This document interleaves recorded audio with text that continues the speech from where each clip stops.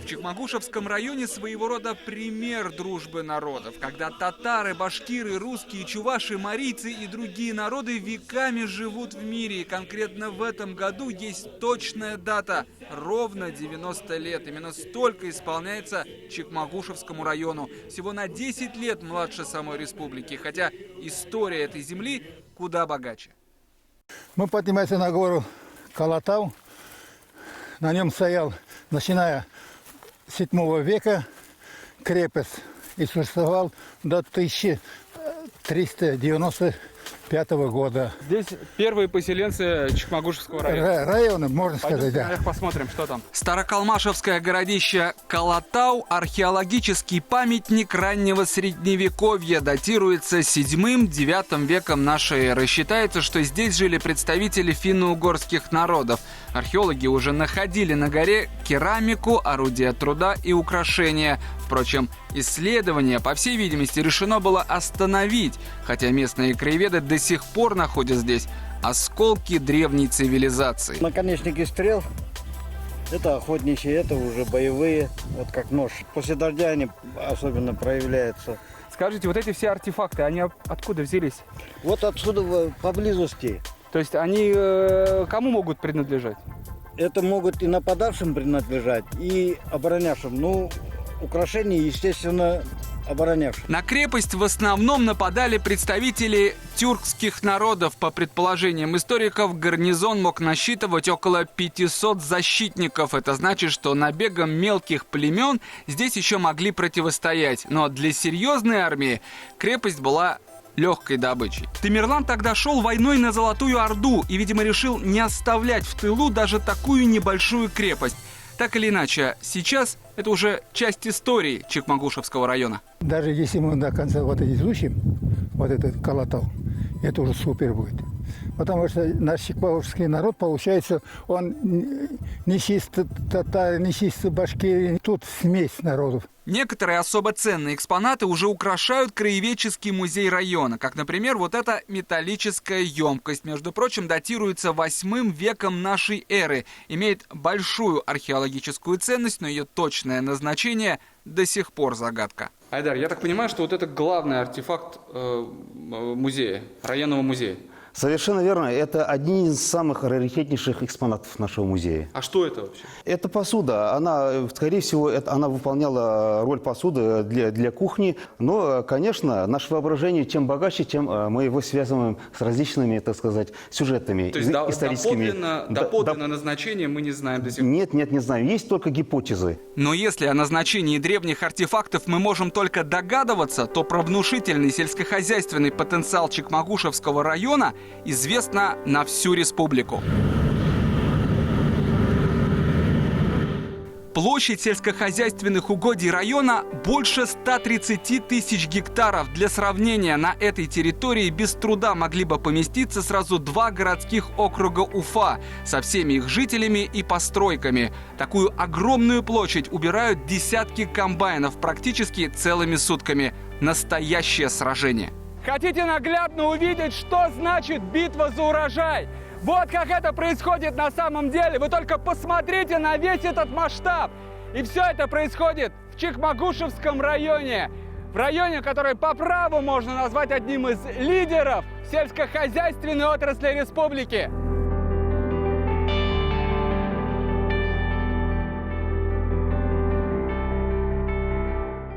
Мы занимаем ежегодно первые места по урожайности полей и по продуктивности наших коров.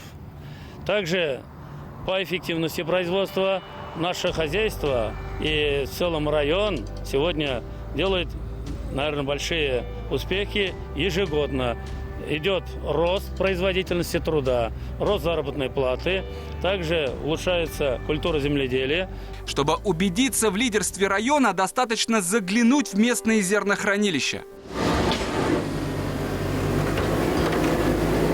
Как говорится, полные закрома. Третий год подряд район бьет рекорды по сбору урожая и останавливаться на достигнутом не собирается. Это то, что касается зерна. Молочное хозяйство тоже планирует повышать производство за счет строительства новых предприятий. Речь идет о новом молочном комплексе. Это значит, появятся рабочие места. Защитил этот новый проект Альберт Мусин, руководитель СПК «Октябрь». Просто хочется сказать, что в моей родной деревне Староколбашево живут и работают очень скромные, работающие трудолюбивые люди, которые больше делают, работают. Они говорят, будущему молочному комплексу Аллах, вернем старое название родного колхоза «Красный Октябрь», в котором мы родились и выросли. Это будет самый крупный проект на нашей земле Староколбашевской и главный проект в моей жизни. Инициативу одобрил глава республики Радий Хабиров. Да, мы поддерживаем, конечно, поддерживаем. Приглашением, соответственно, Альберта Федоровича. И давайте к тому времени как раз уже будет решен и соглашение об инвестиционном проекте, к тому времени у него будет понимание техники в оборудовании, к тому времени, соответственно, у нас бюджетный процесс уже идет. И вот в конце января мы этот вопрос заслушаем и будем принимать решение. Мы решили вернуть этому комплексу, то есть дать название «Красный Октябрь», название нашего бывшего колхоза, в котором мы родились и выросли. 1200 голов, поэтапно планируется покупка племенных метелей, телок. Он рассчитан на 84 тысячи тонн молока в год. 38 влажность. 12,5. Ну ладно, когда будем завершать это поле? Сегодня завершим. Во время сельхозуборки, контроль и новые указания на ходу для главы района дело привычное. Реканс Емалеев спешит на встречу с аграриями. Нужно поторопиться с завершением сбора урожая.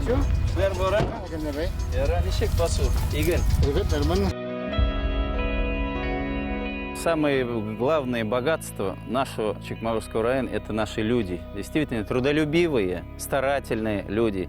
И люди старшего поколения, и младшее поколение сегодня все время они старались, трудились ради своего района. Но хочу отметить, действительно, наш район славен аграрным комплексом. Это, наверное, основной сфера, отрасль экономики, где мы действительно прославляем наш район в республике и в стране в целом. И хотел бы, конечно, здесь отметить руководителей хозяйств и, конечно же, тружеников аграрного комплекса. Работают на полях, на комбайнах и на тракторах. Впрочем, не только лишь в поле жители Чекмагушевского района берут верх на льду, они тоже чувствуют себя вполне уверенно. Ястребы хоть и детская хоккейная команда, но уж точно не слабенькая. Эти ребята уже распробовали вкус победы не только на районных, но и на республиканских соревнованиях, завоевывая медали и награды. Играем наравне с топ-клубами, КХЛовскими. Дети везде одинаковые. Точно так же ребенок из деревни может выбраться куда-то на величину. Не проблема. Сейчас, тем более, спорт развивается, катки строят в селах. Кроме того, в Чекмагушах обновили парк, где дети тоже могут провести время на игровой площадке. Здесь же возведена целая сцена, а значит, музыкальный концерт не за горами. Вообще строек в районе хватает.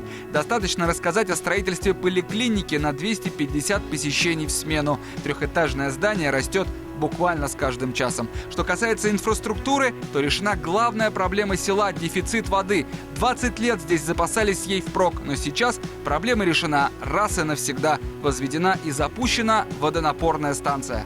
На самом деле в Чекмагушевском районе не принято хвастаться. Так нам по секрету рассказали старожилы района. Здесь живут люди, которые говорят мало и стараются много работать.